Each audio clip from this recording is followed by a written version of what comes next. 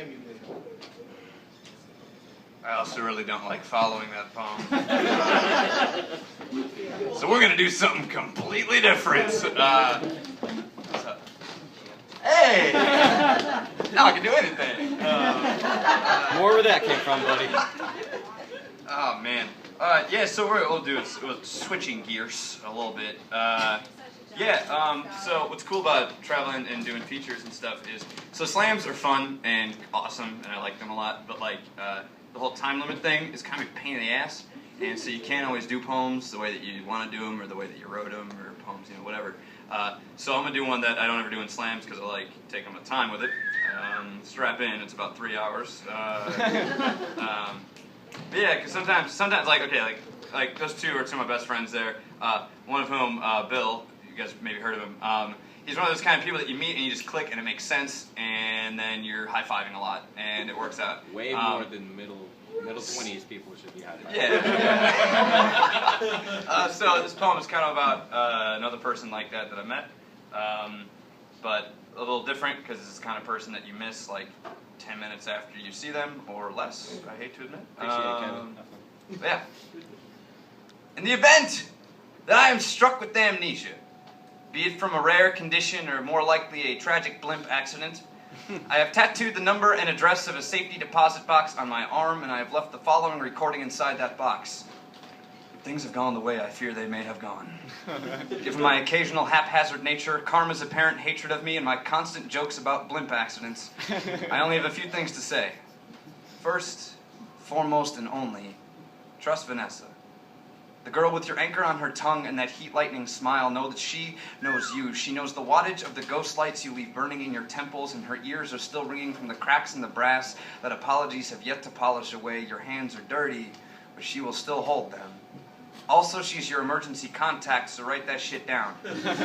She has seen you on top of the world, balanced on a stage, and saw you caught up in the curtain's rock-bottom grand exit soliloquy. She said 4 words over the phone that held back the credits from rolling over and wrapping around a tree.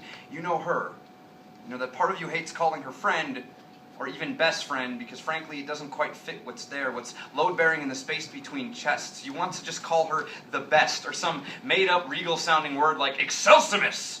You know ginger candy, you know sugar, you know spice, you know fumbling over freckles and sheets sliding into the smell of red mess, hair and hands, palms, tips, push, silk slip between the spaces, in her breath's deep grip and breathe out. Chicago coal dust cough caught up in Arizona hot desert exhale breeze, fuel slap spark, anvil burn, furnace warm, heavy and honest like cast iron and kettle. We held onto each other like the moment, wrapped up and laid there like hearth in winter. Come inside and rest, hum and comfort. You didn't even care that your arm fell asleep a while ago, or that the knock on the door reminded you that you ordered pizza earlier, because none of this was planned. So you talked to the pizza guy about dogs while you were only wearing your hurried hat-zip jeans, a knowing grin, crooked inside out and wrinkled. He was polite, you tipped him well, and you and her played hearth and laughed asleep, all smooth shoulder knots, sweet dreams, and naked airplanes.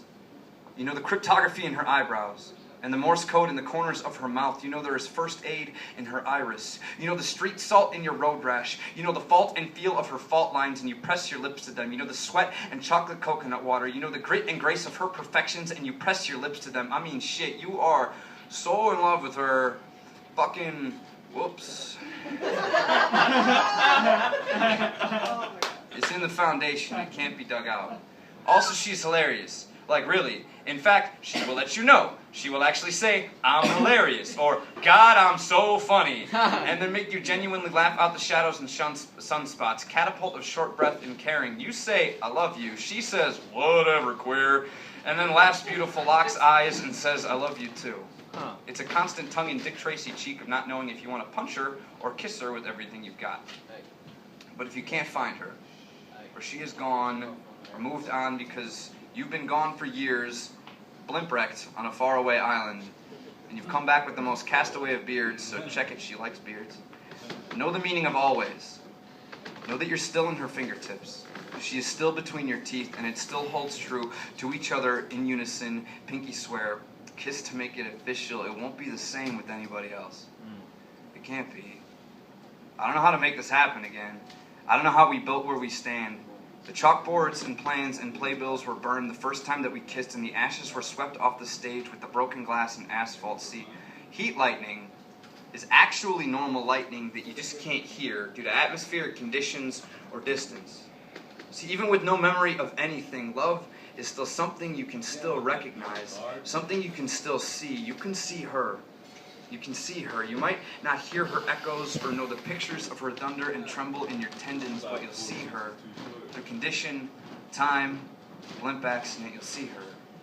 The empty briefcase left by amnesia will be filled handle-creaking heavy with memories, jelly beans, and photo strip kisses in no time. So first, foremost, and only, trust Vanessa. The girl with your anchor on her tongue and the heat lightning smile. Know that she knows you. You'll know her when you see her flash on the horizon. Thanks, y'all.